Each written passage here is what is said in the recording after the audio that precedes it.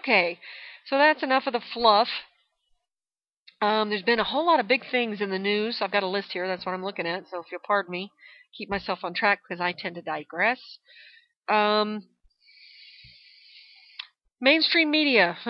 I could do a whole show on that alone. That's been pissing me off lately. Every time I turn on the TV, I see stupid shit. I'm on the internet. I see stupid shit. I don't see news. I don't see facts. I see opinions. I see plenty of opinions based usually on non-reality. I see entertainment. Let's laugh at the politicians. That's great. And I'm all for humor. Obviously, you can see I'm a goofball. I'm a goof. That's me. And I love to laugh. I love The Daily Show. I love Colbert Report. But I just gotta say that I don't expect it from my news sources. And for instance, let me give you a good example. I like the way Yahoo presents its news online. It's easy for me to scan very quickly the headlines, get a taste of what's going on that day, and just kind of figure out what's going on. And I saw this thing for this video, and what was the title of it? Says dangerous moves, things you should never do in politics. And it was a weird mix of funny but real true criticism. So they started out by, introducing this show, and it's a new one evidently. It's called Politically Foul. And they start with this little bit of Colin Powell singing the song. Things a politician should never do. Well, who cares? Singing, who cares? And if you saw it in context, it was no big deal. Then they showed President Obama, of course, singing Al Green. No big deal. I mean, the context is everything. Then they go into things you should never do. Never say never. Like Papa Bush, former President Bush, saying, "Read my lips, no new taxes." Yeah, that's probably a good idea. Never to say never in politics, because politics used to be about compromise. A couple decades ago. Well, before Reagan, before Reagan, it was about compromise for the most part, and then it stopped. It started to die, and now it's been strangled. Compromise is strangled and long dead. But so in those cases, you can't say never because you might end up compromising. So yeah, okay. But why is that thrown in there? Because that's a serious point. It's a good point. Why throw it in there with making fun of politicians when they sing? Then they start making fun of Axelrod, who is, spokesperson and advisor to President Obama, making fun of him, taking video from several years ago about how you can't talk about the economy when it's bad. Talk about your accomplishments and focus on accomplishments and the economy when the economy is bad. And that's precisely what tactic they're taking now in the current Obama run for 2012. They're saying, we've accomplished a lot in the economy. And so that, so they're throwing a bunch of serious shit in with some really stupid shit. And that irritates me. When they do that, it's like there's a fine line between,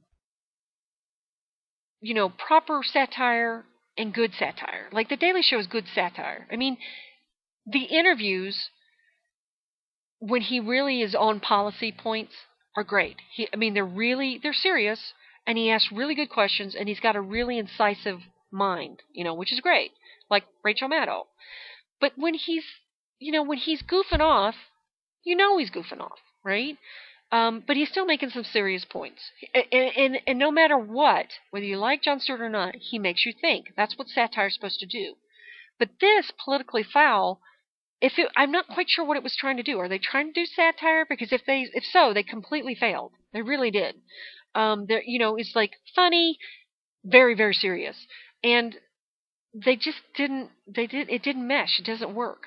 And I think ultimately the goal of the show is to entertain people, right? And first of all, I wasn't entertained. And second of all, It's under the Yahoo News section. Okay? So that's their first mistake. That should be in comedy. Satire is always comedy first. If it doesn't make you laugh, then it fails the basic definition, the lowest level of satire. And and it shouldn't be in the news section, right? It should be in the comedy section. So that's their first screw up. So I opened it thinking that I was going to get something serious, and I got something that was just messed up all over the place. And it's a perfect example of what's wrong with mainstream media now, is that it's all about entertainment. Americans want to have their funny bone tickled. They don't want to talk about serious stuff. They don't want to hear about serious stuff. And that's a problem. It's a huge problem. When we had Walter Cronkite, we got news. Sam Donaldson, we got news. Dan Rather, we got news. We didn't get their opinions for the most part. We got facts and we got informed, and people still watched it.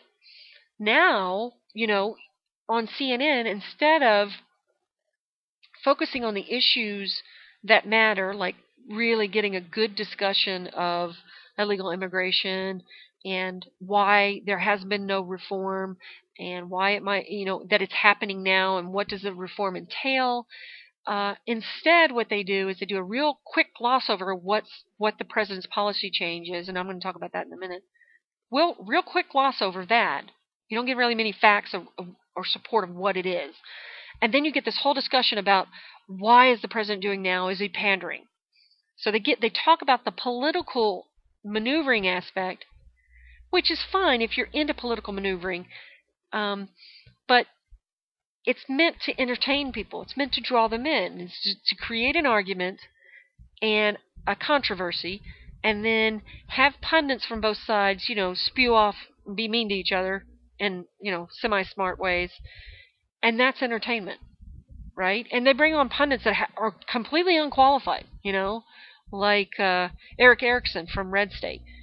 What does he do? What degree, what experience, what does he bring to the table other than the fact he had a website that for right-wingers that was highly visited?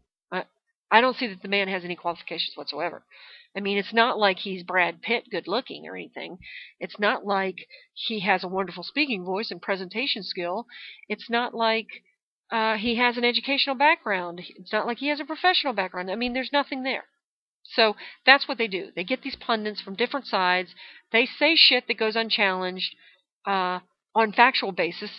People will say, these pundits will say something that they as a fact, and it's a complete utter lie. There is nothing underneath what they're saying. It literally is not true. And the host of the show, the journalist, sits there and says, well, what do you think about that so-and-so on the other side? No. As a host, you should step in and say, okay, now you're talking out of your ass. Obviously, in more polite terms, they should say that, but you know what I'm saying. You're talking out of your ass. I got to call you on that one. There should be some ground rules, and it should be actual journalism. That's not going on. And it's killing us. It's killing us as a nation. And it gets worse and worse as these stations try to compete with one another. CNN has gone down the tube as far as journalism goes. I mean, they used to be a great network, and now they just suck.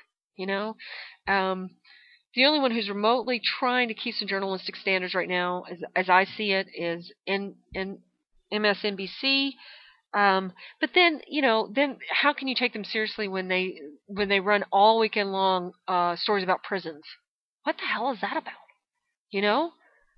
That's just crazy. That's crazy to me. I don't. You're not a news station when you're running prison shows. Sorry.